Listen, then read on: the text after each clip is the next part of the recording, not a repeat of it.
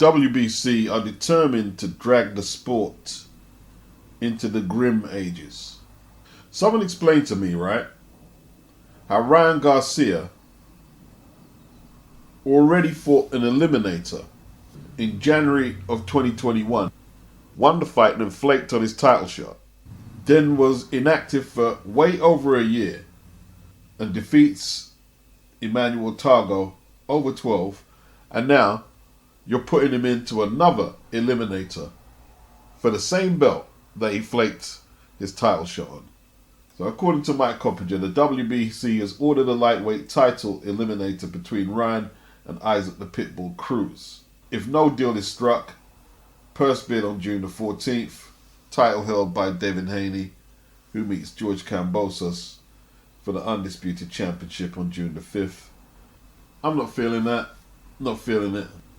More to the point, is Vasily Lomachenko the mandatory for the belt? And if he isn't, why hasn't they pitched Ryan in with him for the eliminator?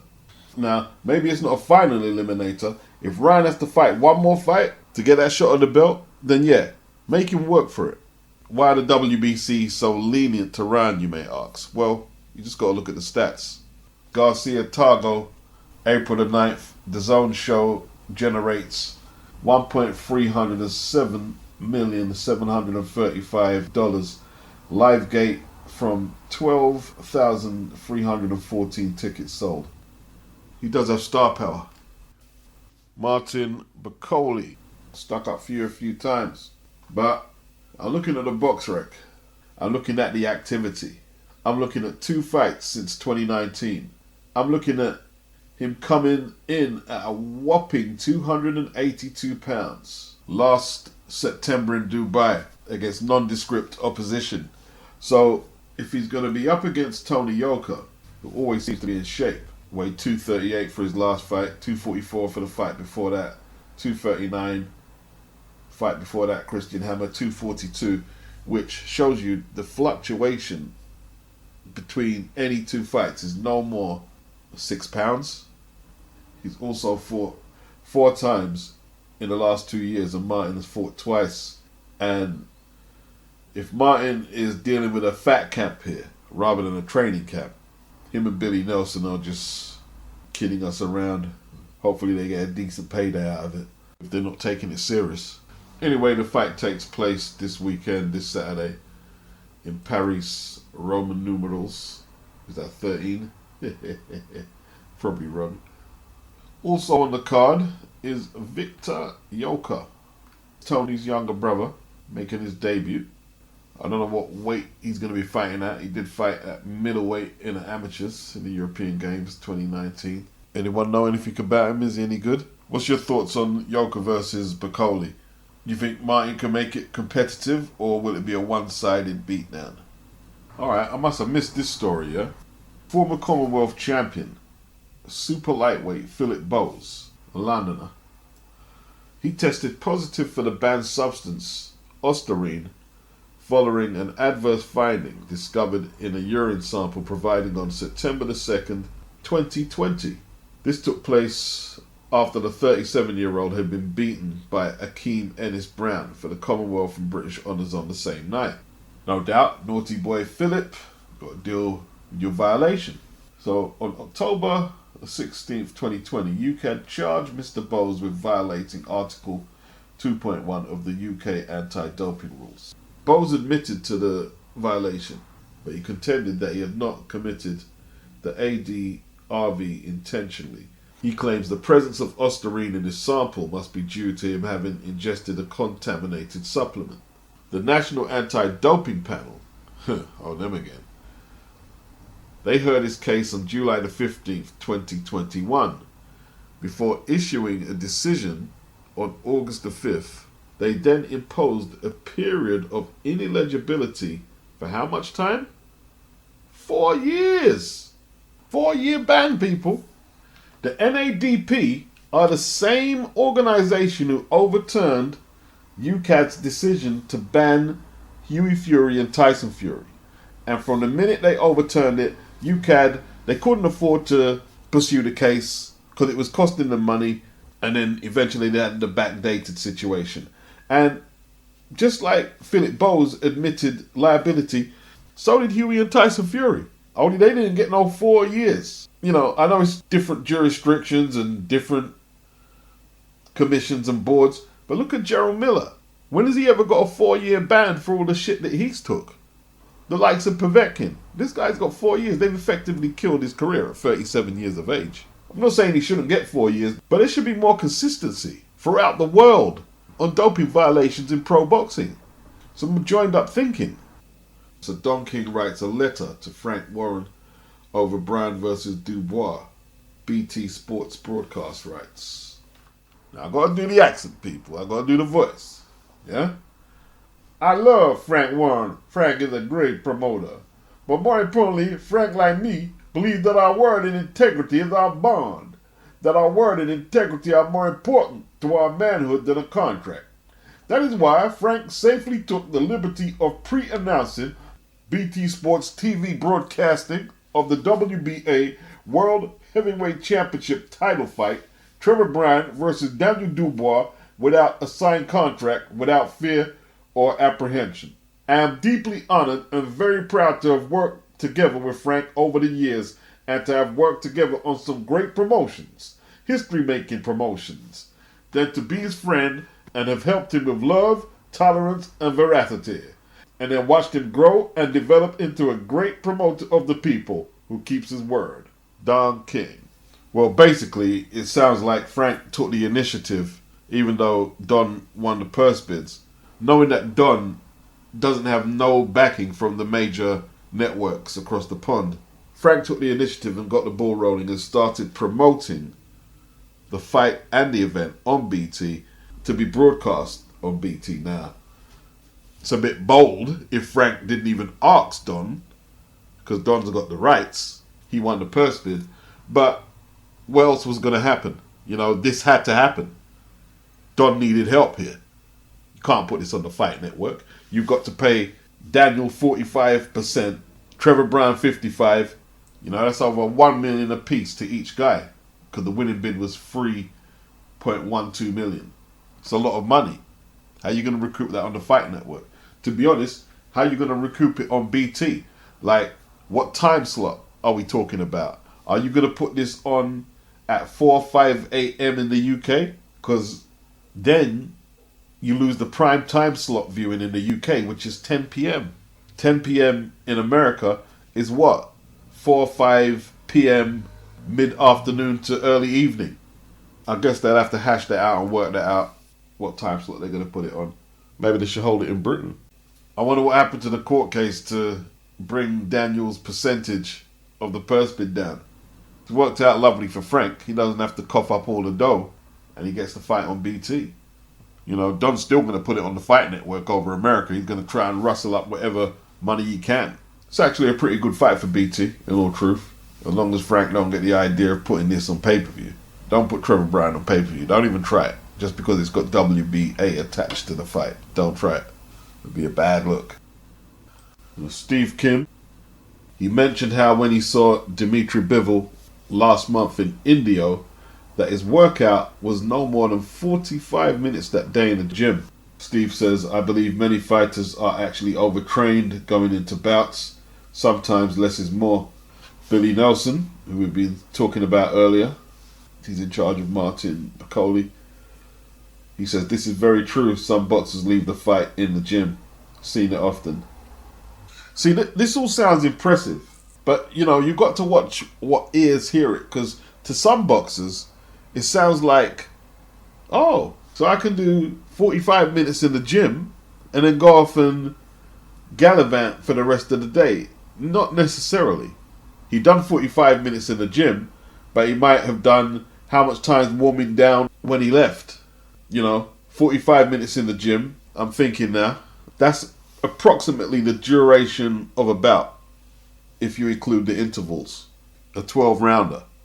So, if you don't know the science, then as well as the pitfalls of overtraining, there's also the pitfalls of undertraining, of being lazy. The duration of the workout, it sounds like they're fine-tuning him for his event.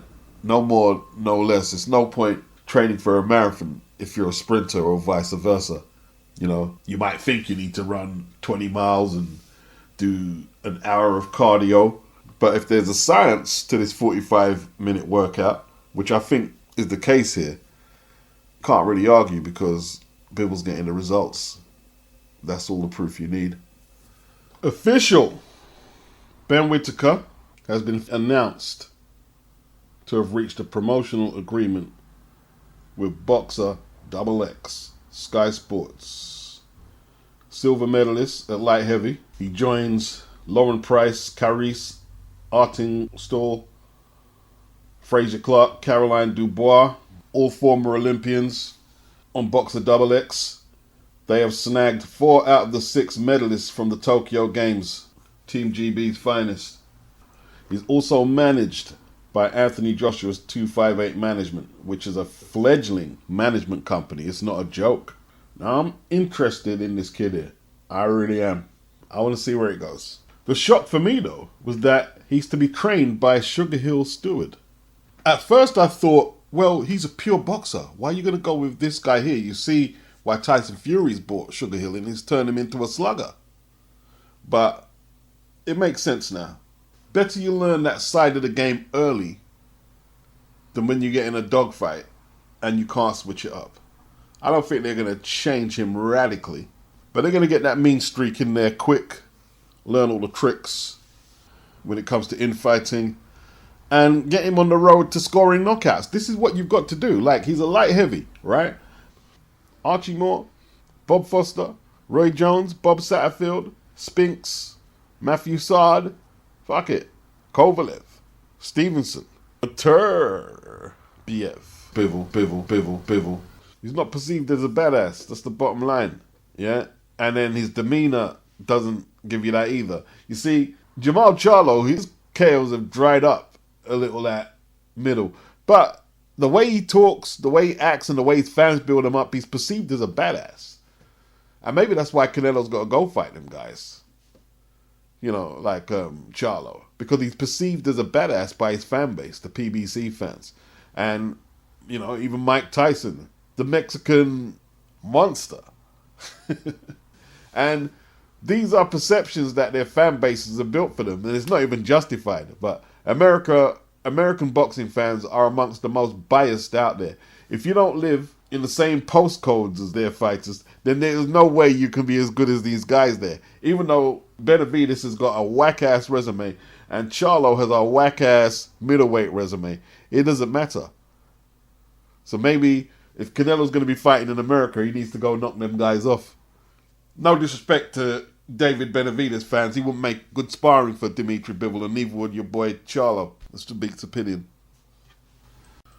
So Felix Cash, he vacated the British 160-pound title last year after taking it from Denzel Bentley in decisive fashion. Now, Bentley has came back with a victory, a stoppage win, which puts his record to 15-1-1 with 13 knockouts. And he'll be challenging Linus Udofia, who is undefeated, 17 wins, 9 inside the distance. Battle of the West Africans. I know Denzel is a South London boy, but he's Ghanaian. His roots are Ghanaian. And Linus is a Nigerian. This is one for the bragging rights, people. You know what I mean? Vacant British title. If you're interested, free to air in the UK, Channel 5 from 10 p.m. Wasserman in the building. Nice Salland. Big them up. It's an excellent fight. British title fight. Free to air. If you can get hold of it outside of the UK and you have time to spare, you should check for it. It's a good fight. It's a good fight. Denzel Bentley is a boxer, puncher. The fight that stands out for me with Linus was the John Harding fight. I've seen him fight before, but he put the pressure on Harding. He worked his way in behind the jab and was fundamentally solid, but he likes to break his man down. Denzel Bentley, I think he's a little more experienced with the loss, obviously, to Felix Cash. and the two Mark Heffron fights, but there's not much in it, in all truth. Udofia, he looked really good against John Hardy. He did a good job. He did a very good job. It depends on a few things, you know. The carryover from the Felix cash loss, has it made Denzel a better fighter? Or is there a few doubts lingering? Or if I go to the form book, Denzel looks like the harder puncher. Denzel could edge it out. He could edge this out. Don't write Linus off. He's very fit. He's capable as well. And on the undercard, Josh Kelly, he returns to action after being destroyed by David Avanesian, and he takes on Hujo Vrenozi, 18-4-0 from Albania.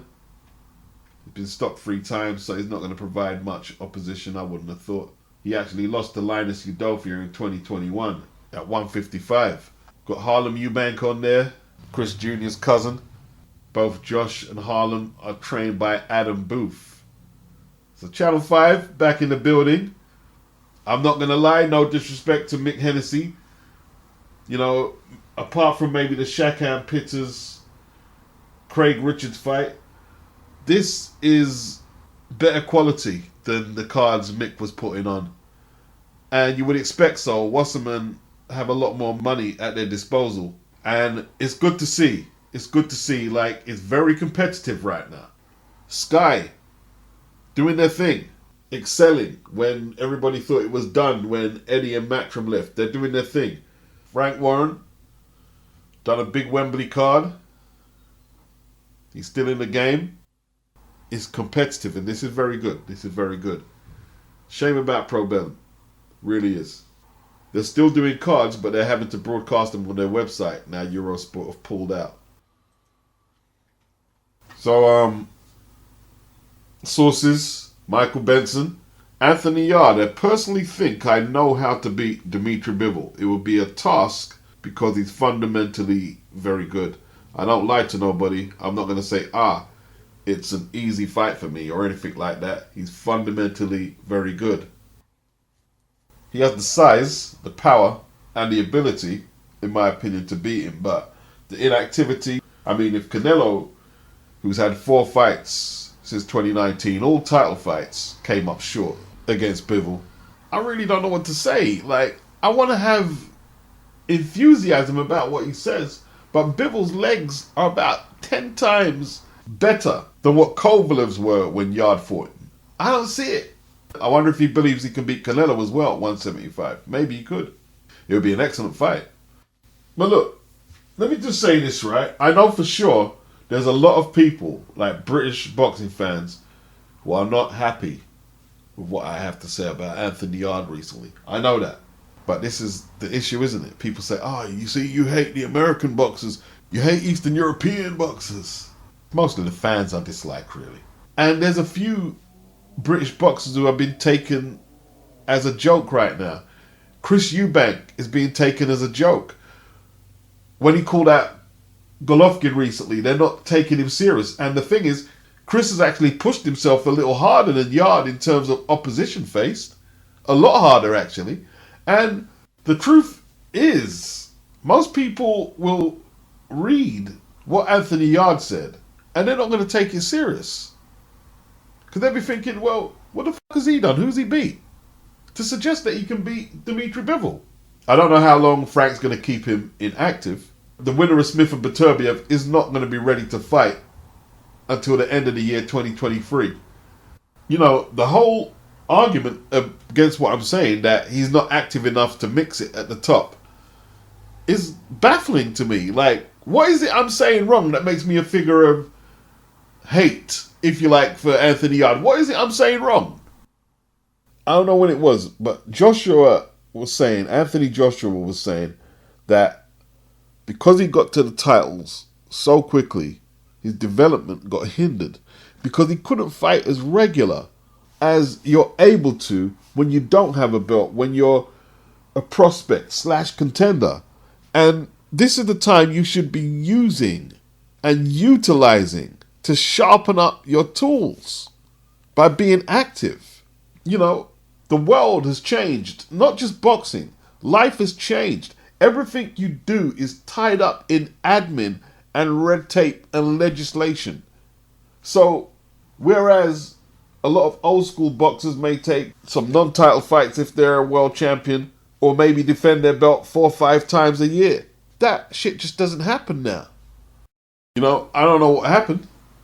I don't know what happened. There was way more spontaneity back in the day when promoters used to promote world title fights. It didn't take months and months and having to get all these legal shit together and I don't know, sponsored advertising or whatever it is. It's just crazy. It's absolutely crazy. It must be absolutely frustrating for a lot of the belt holders wanting to get in there and fight. Then you've got the network issues and rival promotion outlets stopping certain fights being made, and then you've got the boxers, the promoters, all doing this risk reward shit, calculating every fucking drop of risk to reward, and this is what we've ended up with. Inactive world champions. Okay, fair enough. You know when you get a belt that you're probably not going to be as active as you were when you was a contender, but there was literally no excuse for a contender on a major network, on a major promotion, to be that inactive. There's no excuse at all. Like Frank Warren said with Daniel Dubois, why he's not making him have a tune-up for Trevor Bryan. He said the WBA said if you take a tune-up, they're going to give the title shot to somebody else. Now, that may be true that they told him that, but do I believe that Frank couldn't negotiate with the WBA and say, yo, I don't want to send my boy in there rusty. I want to sharpen him up and maximize his chances of winning. But do I believe Frank even tried that? No, I don't believe Frank tried that. And I think it's just excuses to keep his fighters inactive. Why do I believe that? Because when people were discussing if Yarde was going to be on the Tyson Fury bill, he said, I'm not going to risk him. I'm not going to risk him because he's got the winner of Beterbiev and Smith. And he said, if I put him in there with a patsy, everyone's going to complain. So I'd rather not put him in there at all. He said that out of his own mouth. So if you're not going to risk Yarde because you're afraid he might blow his title shot, well, more than likely he wasn't going to risk Daniel Dubois to blow his title shot, despite what the WBA may have said or may not have said. Alright, so there's a link if you would like to participate in this poll. I'm asking, what is the best and most effective pro boxing style? African American style, 38.7%. Mexican style, 10.8%. Eastern European style, 36%, in second place behind African American style. And Cuban style, 14.4%, just in front of Mexican style. There's the link there. If you like, leave a comment. Still a few hours left, so you can get in on it. Peace.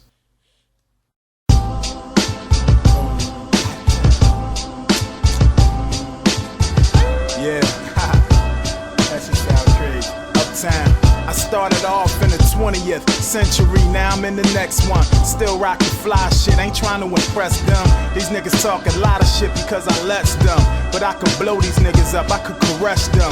I mean crush them, righteous but I lust sin. Niggas talk about me, they don't even discuss them. And it's disgusting how I put the shit together. Canvas with my Chuck Taylors, I don't ever rock the leather. These niggas gon' fall like a sudden drop in weather. They got a couple lyrics but they just not as clever. I make the whole game pause like a rain delay. Pull my pen out, blow up like a hand grenade. They say I'm like an evil gen, that's straight Tanqueray. But you can never truly guess what a lame will say.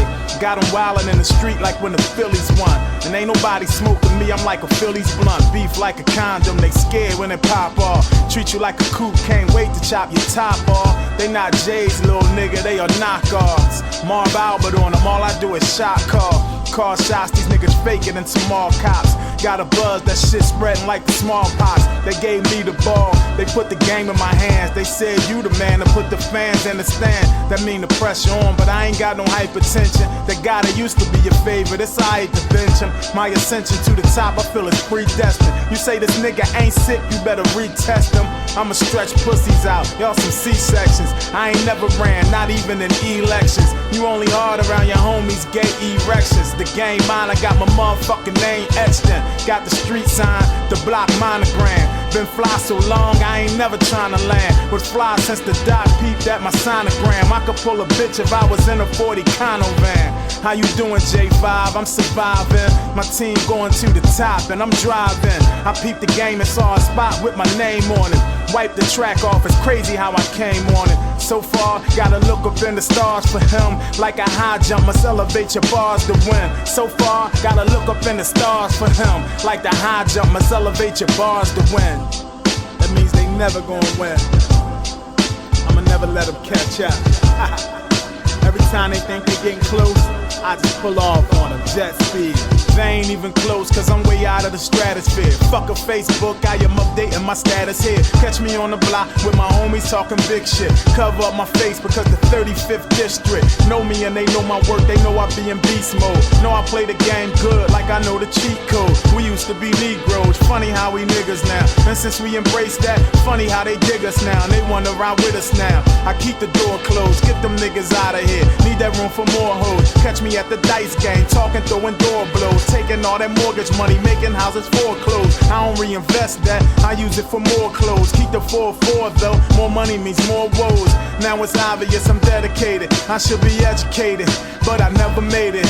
And this race is for the fittest, call us racist, it don't fit us. We just hate them when they hate us. In the faces of these critics, they be saying we too radical, we should just bling more, we should tone the hooks down, maybe we should sing more. I just tend to disagree, this should be the theme song for whoever grinding hard. Tell them haters dream on, they can never stop us, they can't even slow us down. I ain't gotta tell them, really think these niggas know it now. Real niggas hold us down, got a new motive now. Mystery decoded now, enough lyrics to throw around. Know how to kill a track and I've been did it. When I hit it, shit is kill, can't even let my friend hit it. So far, gotta look up in the stars for him. Like a high jump, must elevate your bars to win. So far,